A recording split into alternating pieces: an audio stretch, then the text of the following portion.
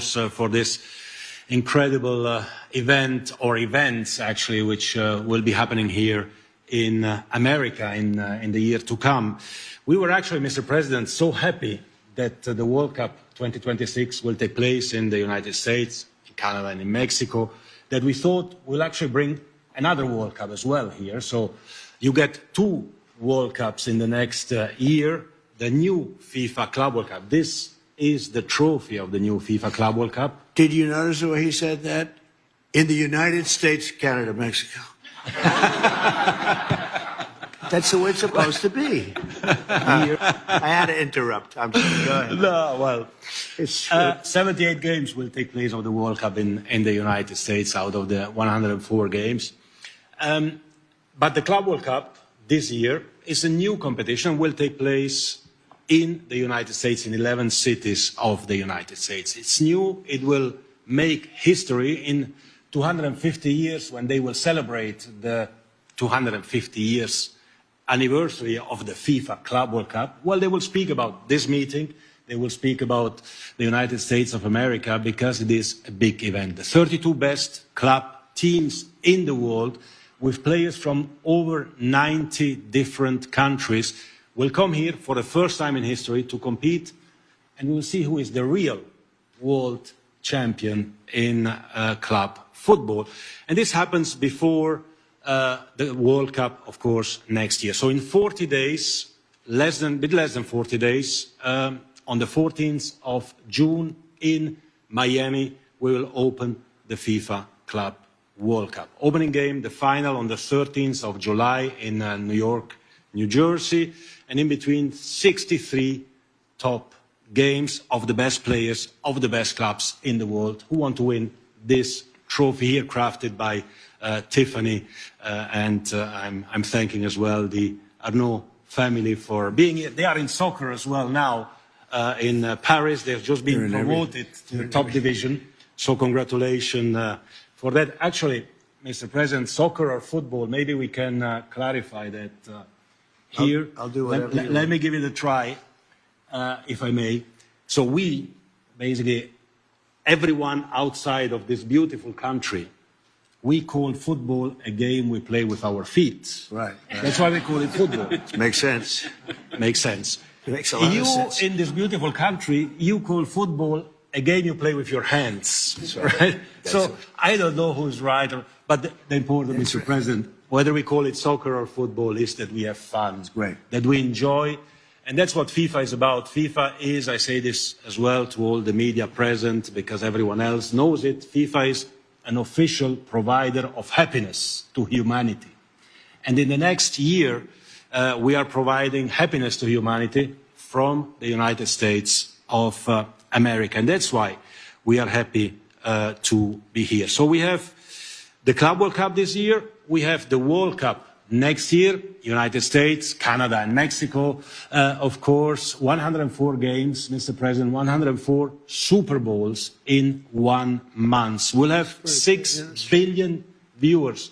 The final alone will attract between 2 and 3 billion viewers. This is, 15, 20 times more than the Super Bowl. The entire world will focus on the United States of America. And America welcomes the world. I'm very happy to say that, Mr. President, because I know you. I've had meetings with several members of your cabinet as well. You have established this task force. America will welcome the world, everyone who wants to come here to enjoy, to have fun, to celebrate the game. We'll be able to do that in the host cities, in the 11 cities all over the country, in all these fan festivals that we will create. We have 10 million tickets for sale, so anyone who doesn't yet have a ticket, go on FIFA.com/tickets. 10 million tickets, 3.5 million for the Club World Cup, 6.5 million for the World Cup. And how do we measure success, Mr. President? Well, in many ways, of course. Full stadiums is one of that. The economic impact is another one of that. Dear Secretary, these two World Cups will bring almost 50 billion in economic output to the United States of America. They will create almost 300,000 jobs in America. For the celebration of 2 World Cups, which will bring the world to the United States. A few million fans will come, a few billion will watch it from home, but everyone will be happy and everyone will be celebrating how the United States of America will put up the best events ever that the world has seen. Not just sport events, but the best events. We are here for that. We are here to work for that. We are here to work all together as a team to celebrate the United States, the 250th anniversary, as well to celebrate the world and the World Cup around a soccer ball or a football, and to make sure that everything happens as well, as you said, Mr. President, in a safe, in a secure environment. So we have, and the world has, of course, full and entire confidence in the United States and in all the partners, in all the agencies, to make sure that we will bring to the world something that they have never seen and they will probably never see again. Thank you very much. We are here for that, and I'm looking forward to these 2 World Cups. Thank you. Thank you, Mr. President.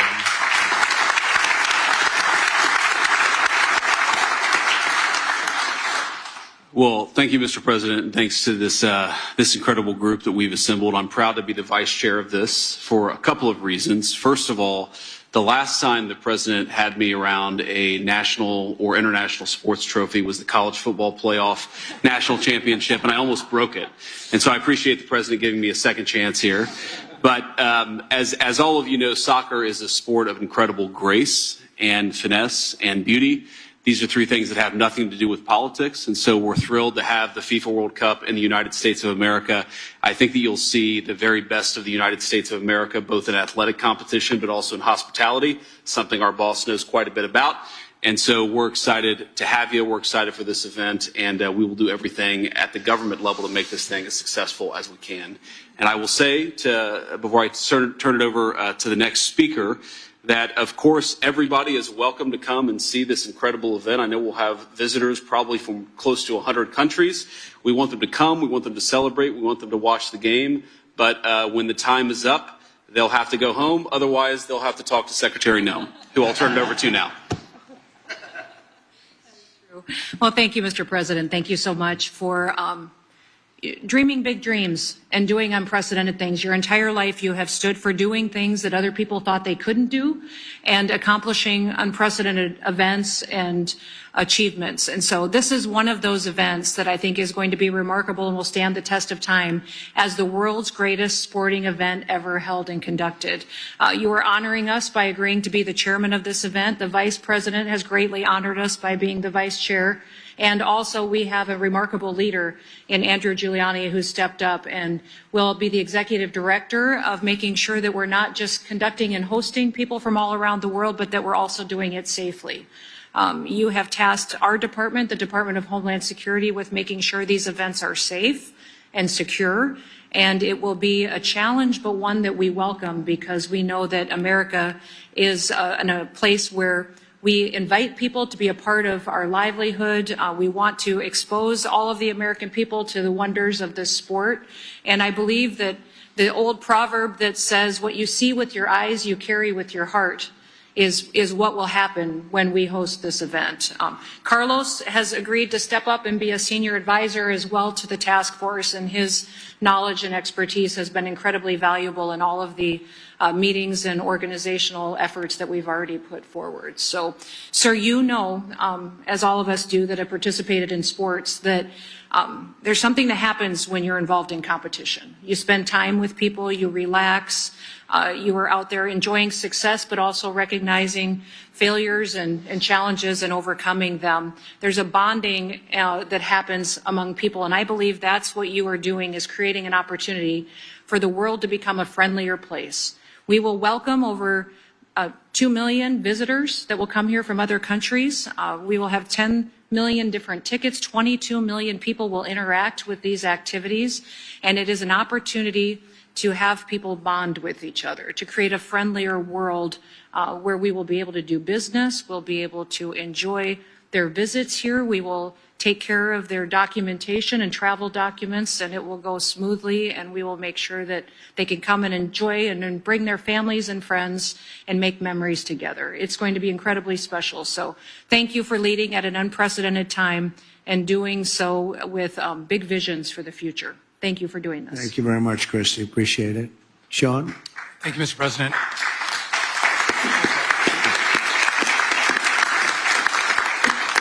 "11 U.S. cities, 78 games in the U.S., and I think you said it's just like 78 Super Bowls next summer in the U.S. So this is massive, Mr. President. Thank you for putting together the task force. You know that great events don't happen unless you have great planning, and starting well over a year in advance, putting your team together to make sure this event goes off without a hitch. I thank you for that.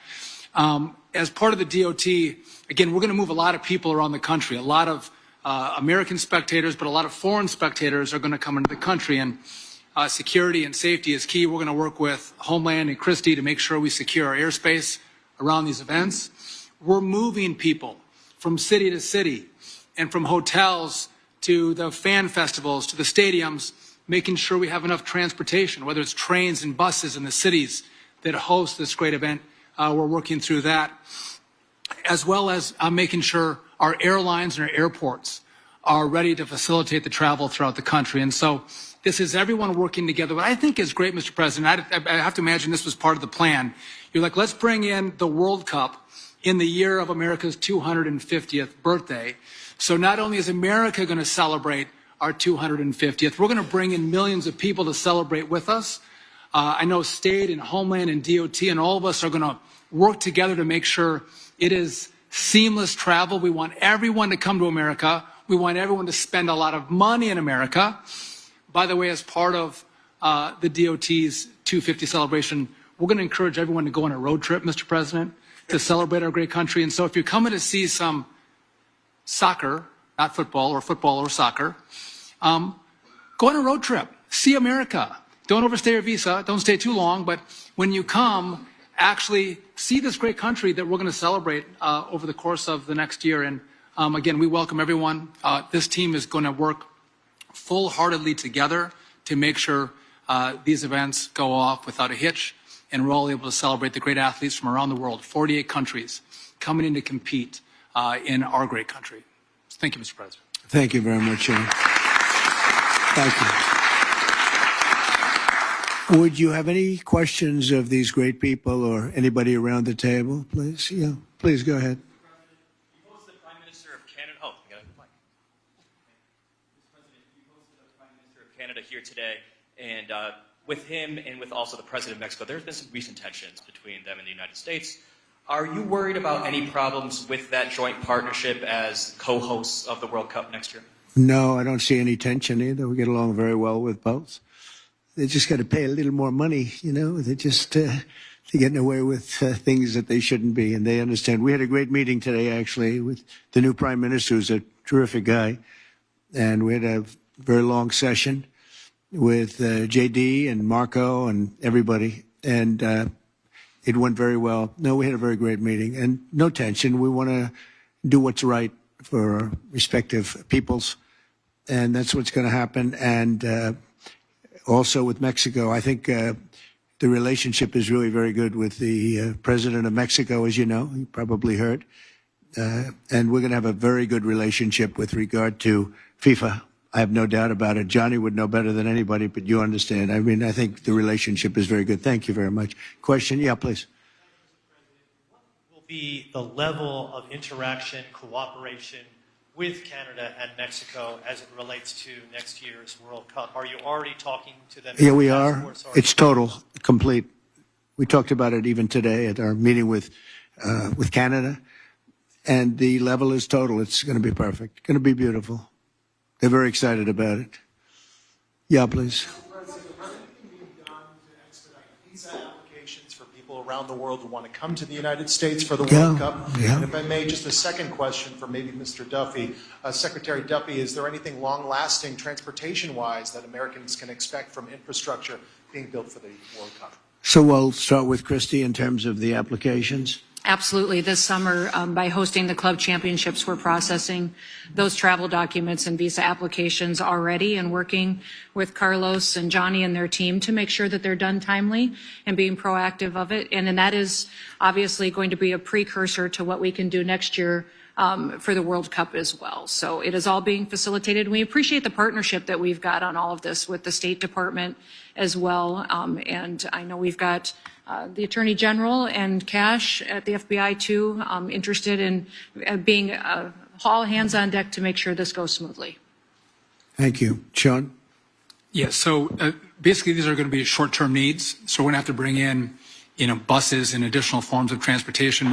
Miami doesn't have the capacity with their transit system to carry all of the people who are going to go from hotels and restaurants to stadiums and the fan center. So we're going to have to manage those assets, bring them in from around the country to move people, but they won't be needed there long term.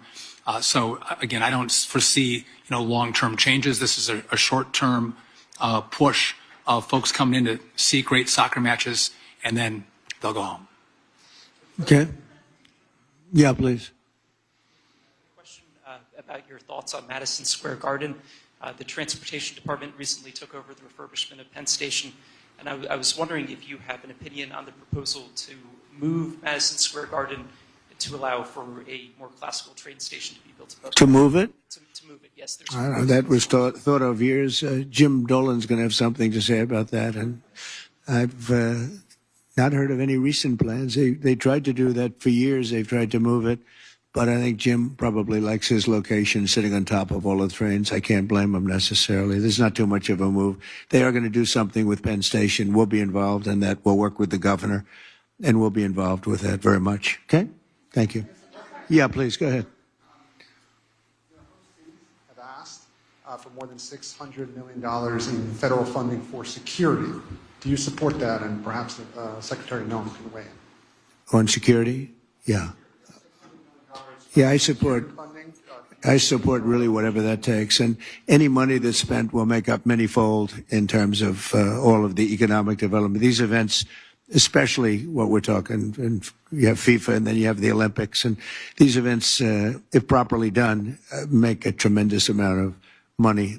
And prestige. I think it's a great allure and prestige for our country and for the cities where they are. It's going to be amazing, yeah, but we won't hold back at all on security, most importantly. Okay, thank you. Yeah, please.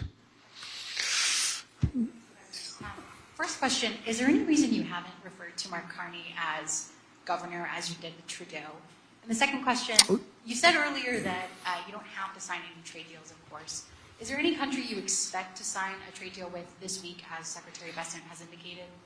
Well, we're looking at a lot of them. We're talking to a lot of them right now.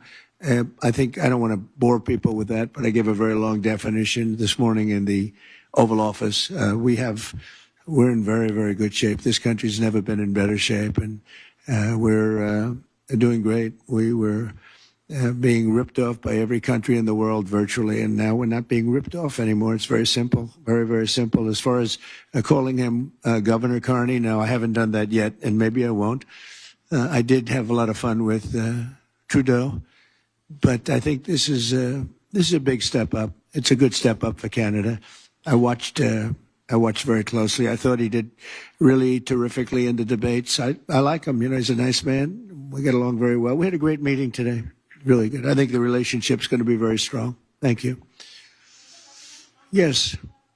Russia is banned from playing the next World Cup. What's your position on this? Say it again. Russia has been banned from playing the next World Cup. What's your position on this? I didn't know that. Is that right? Yeah. You want to explain? That is right. They are banned for the time being, yeah. Okay. From playing, but we hope that he's the boss. I'm not the boss on that. I have nothing to do. We hope that something happens and peace will happen, and then Russia can be readmitted. So that's what we possible. hope. Hey, that could be a good incentive, right? We want to get them to stop. We want them to stop. We want the 5,000 young people a week are being killed. It's not even believable. The Russian soldiers and the Ukrainian soldiers mostly, also people in towns. Every 2 weeks, horrible things going on over there. So we're gonna get that war stopped. Okay. When you were talking about about all of the events that will be happening here in the U.S. over the next few years. You mentioned the G7, and you said it used to be called the G8. Yeah. As the host country, you can actually invite Russia to the G7 plus one. What's your thinking on that right now, Mr. Well, President? Russia used to be a member of what was called then the G8, and I don't think I was really in politics at that point, but I know that President Obama didn't like it, and they voted Russia out. And I say if they didn't vote Russia out, which I thought was a very foolish decision, because it's a group of people sitting around a table. I've done it many times with them, and you get to know them. And I say that if it was the G8, if Russia were in it, I think you probably wouldn't have this ridiculous, deadly war going on right now. I thought it was a very bad decision. It was headed by Trudeau, by the way, and Obama. They were the ones that really fought hard to get Russia out. I think if Russia were in, you wouldn't be. They threw them out. And because of that, maybe millions of people are dying. Millions, millions. The numbers are far greater than you think, but millions of people are dying. If he was sitting around a table with other people, 7 people, hammering him and saying, let's not do this, you would. I think you wouldn't probably have had the problems that you've had. So would you make a push, Mr. President, to get Russia back into this group? No, I think it's not good timing now. No, right now it's we missed that gate, didn't we? Huh? We missed that gate with another great decision by some people that shouldn't have been making decisions. Yes, go ahead. Mr. President, should people who have taken part in, for example, pro-Palestinian protests across the world be concerned about being able to join the World Cup and watching here in the U.S.? Well, I don't know what you mean by that, but people that have taken part in protests, I think people are allowed to protest. You have to do it in a reasonable manner, not necessarily friendly, but reasonable. Otherwise, Pam will come after you and you're going to have a big problem. You're going to have a big problem, right, Pam? She's doing a good job, too. Well, my whole team here is doing a fantastic job. We're very proud of them. So, yeah, you have a right to protest. Yeah, thank you. Go ahead. Yeah.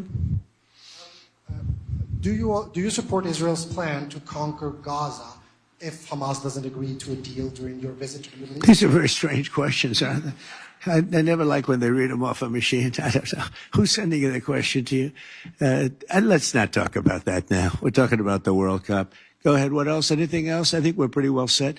I want to thank everybody, and we're going to make this tremendously successful. And you can see Johnny's a very enthusiastic man. He's got great enthusiasm, and that's one of the reasons that you've had such success over the last number of years that you've been there. Amazing. He's like somebody that just woke up on Christmas morning as a young child and saw those toys under the tree.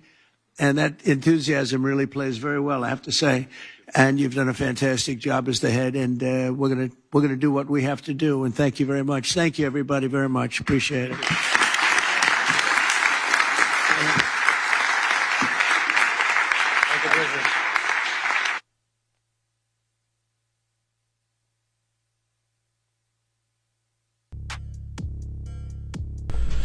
Okay, there's President Trump.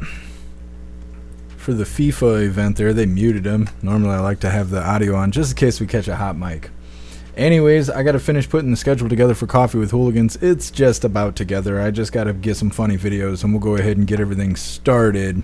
If you're new here, hit that subscribe button or follow, depending on whatever platform you're on. We go live every day except for Sunday. I'm going to grab this Linktree link really quick. I'm going to drop it in all the chats. And like I said, we're going to wrap this up, but we'll be back in like 15 minutes with Coffee with Hooligans.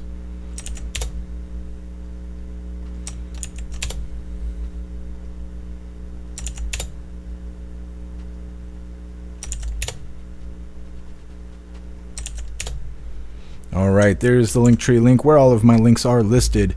So if you'd like to make donations, join membership programs, purchase any merch, would really appreciate it. All of your guys' contributions keep us running every day except for Sunday, because we've got to have a day to recharge those batteries. Definitely go join Discord. Discord is our free hooligan community. It's the best way to be notified every single time we go live. The Hooligans are there keeping the conversation going 24/7. And we have 2 news boards to keep you up to date with everything going on around the world. So definitely go join Discord. If you're feeling real saucy, go join jeffmaclive.com.